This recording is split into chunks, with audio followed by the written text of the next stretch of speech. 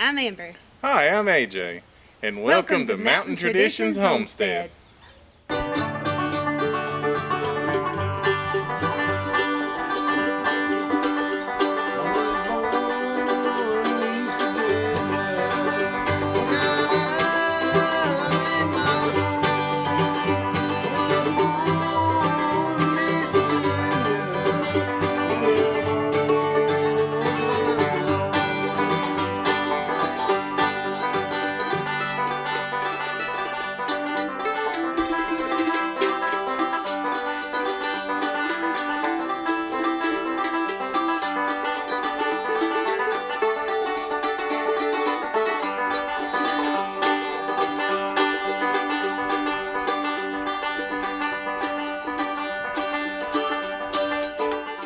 Hey y'all, welcome back to Mountain Traditions Homestead.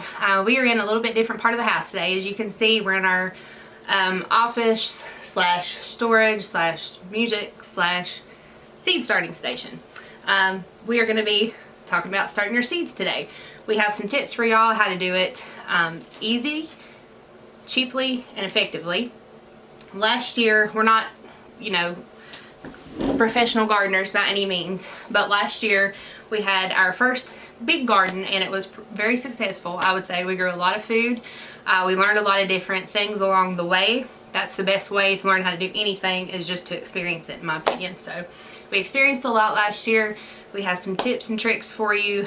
We've got some ways that we learned it's not the best way to do things, and so those will all be good tips for you guys who have never gardened before. If you've never gardened before, it can be kind of confusing on what you should get to start your seeds, especially because there's so many different options out there.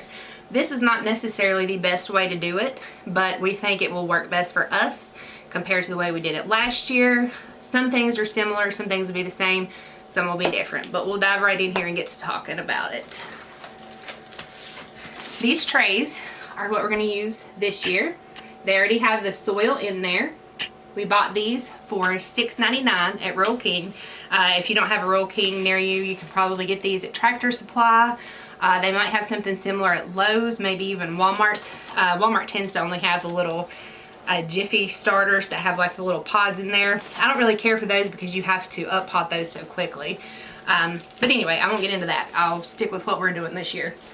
I've purchased 5 of these. These have 36 cells in there. The dirt's kind of moved around, but there are little individual cells in here. They're already filled with your potting mix, your seed starting mix, which is totally different from potting mix. I'll go ahead and hit on that. When you start your seeds, you want something that is made to start seeds with, because potting mix is too thick, too dense, too heavy to allow that little seedling to sprout up out of the soil. You might could get some of them too, but some of them you won't even get to germinate if you try to use like a potting mix instead of seed starting mix. This is very light and fluffy. If you've ever used it, you know it's kind of like, it's got vermiculite, peat moss, things like that in there, just real light fluffy substance. So all you'll have to do is wet this down, and then you can go ahead and plant your seeds in each cell. Some people will plant more than one seed in each cell, just because sometimes when you plant a seed it won't germinate. Of course you won't know that until all the other ones are germinating and you see one here and there that didn't come up. So usually it's good to go ahead and plant a couple, and then when they get a little bigger, you can either try and separate them. When you up pot them, you just have to really gently pull the roots apart, or you can pick the dominant one that seems to be growing better and just pinch the other one out of there and toss it. So that's probably the best way to go. There's a tip for you guys on that part. These also, if you have ever started seeds before, you know it's a constant battle to make sure that they are moist enough but not too moist. A lot of people recommend bottom watering, and that's a good thing, but with these you won't be able to because the outside tray is attached to the cells. But the bottom of the dirt that's in the actual seed starting cell is lifted up above this tray that's holding it all in. So that way if you overwater, it'll go down into that bottom tray and the roots can just pull it up as they need it from the very bottom, just like they would if you bottom watered. So that's what we're using this year as far as our starting mix and our seed trays. We purchased 5 of those. I'm not sure if I said that.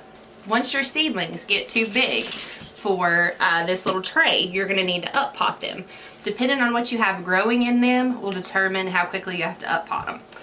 Peppers and things usually take longer. They just take longer to grow, to get mature. Now tomatoes, that's something that a lot of people end up potting a couple times at least. So we've got some suggestions for that. This part is actually going to stay the same as we did last year. This little pack of cups came from the Dollar Tree. And I'm not sure if they have these this year. These were purchased last year. I would say there's a good chance they do. But these come 12 in a pack for $1, which is a super good deal. I have also saved all the ones that we used from last year. They're outside because they need to be rinsed out. But I saved all those. I would say I'll probably be able to save them for a couple more years before they completely wear out and we have to replace them. So once we pot out of the seed trays, we'll go ahead and up pot to these. These work really well if you plan on selling any of your starts. If you've got extra you want to give to people, whatever, this is a nice little thing to present it in to make it look pretty. So those work really well. If you've ever grown tomatoes, you know you're going to need a cup bigger than this eventually before it goes in the ground. This is our next suggestion. This also came from the Dollar Tree. These are off-brand solo cups. You could buy the name brand if you wanted to. They come in all kinds of pretty colors if you wanted to make it festive. It's just up to you. But for us, the Dollar Tree cups worked fine, and they came 16 in a pack for $1. Or now that I think about it, these may have came from like the Family Dollar and been a little bit more than $1. But in any case, it was at a discount store and much cheaper than the solo cup brands. Alright, now that we have talked about how you're actually going to start your seeds as far as soil and pots and seed starting cells, we're going to talk about lighting. This is a very important one. A lot of people, this is where they put their money when it comes to starting their seeds. And there's nothing wrong with that. If you have the money to do that, if you want to go big, you can do that. That's awesome. We prefer to use this method. Alright guys, these are the lights that we use, and all this is a 5500 lumen 4-foot shop light, and one of these we purchased at Rural King, and the other we purchased at Walmart when we found them on sale. So that's what we use. A lot of people will spend crazy amounts on grow lights, and these were anywhere between $16 and $20 a piece when we purchased them. Okay, that being said about the shop lights, a couple things you want to look for when you purchase these. You want to get the daylight bulbs. They are LED, but they're the daylight LED bulbs. And you want to make sure that they're at least 5500 lumens. Ours are 5500 lumen. We've had no problem. They do awesome with starting the seeds. So that's what we recommend. I know a lot of people do this. A lot of the homesteading community that we talk to, this is the method that they use. And we actually learned this from Cog Hill Farm. If you want to go check them out, I'll leave a link below. That is Jason at Cog Hill Farm. He's really smart. They have more chickens than you've ever seen in your life and the cutest pig you've ever seen. So you need to go check them out. Alright, the last part of what we're going to talk about today is an area, a shelf to start your seeds. What we purchased was this little greenhouse, and I'll give you guys a better view of it here in just a minute. This has 4 shelves on it, and it has the wire shelves. It has the wire shelving. They just sit on top of there. I do plan to zip tie these to the bars. That way they can't move very easily. So that's one adjustment I'm going to make.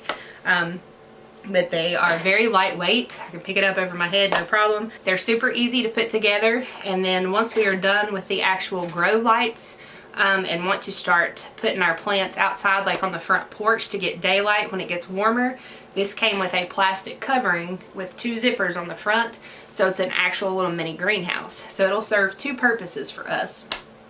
This will, in Virginia, it's too cold to actually start all of our seedlings out in our greenhouse. We're getting ready to finish it and use it for the first time this coming year.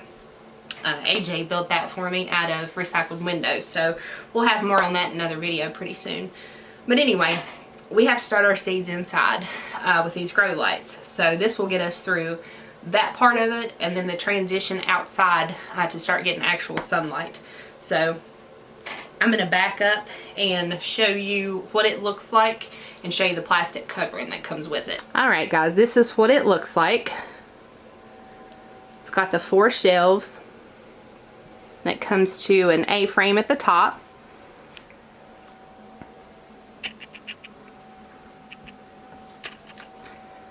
And I will pull out the covering. I'm not going to actually put it on because, as you can see, we've got the 4-foot lights. Excuse me, so I cannot put the plastic covering on it while the lights are hanging on here. But like I said, when we transfer them outside, we won't need the lights. It'll work perfectly. Alright y'all, this is what the plastic covering looks like, and it just fits over the whole frame. You can see it's just as deep as the shelves are, and then it's got this little door on the front that unzips. And then it has some strings that you can tie to the shelf. So we think this will work really well when we get ready to transition.